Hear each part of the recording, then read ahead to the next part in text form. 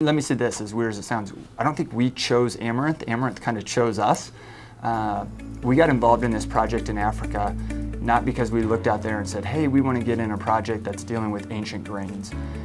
It was just a project that was ongoing at the time. They needed some help with some processing.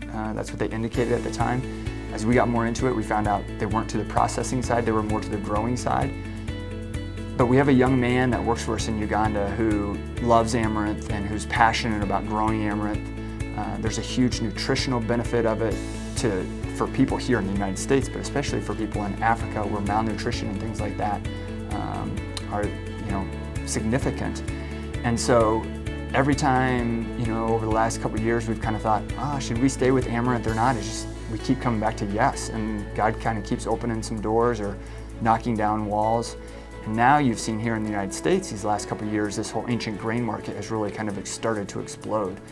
And so while our ultimate goal is to certainly start processing and creating food products in Uganda that have Amaranth in them, the reality is there's a market opportunity right now that is going to allow us to be sustainable in the work we're doing in Uganda much faster.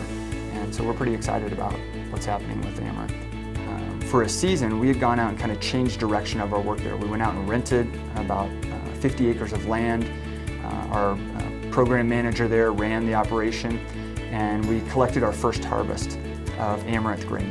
And so what we had done is we had hired local farmers to come in and to work the ground and to weed and to harvest and all those things. And so we went over there to have a first fruit celebration. We celebrated their first harvest with them. And we did a picnic, we brought in some food, we brought in some water, Coke, that kind of thing, and just celebrated. And our company owner, Bill Moore, had a chance to deliver a message about first fruits and giving back some of our first fruits back to the Lord as we're commanded in Scripture.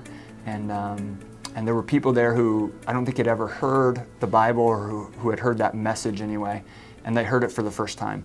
And that was really exciting because that's what our work was all about. It's like, wow, through this work we get to share the gospel.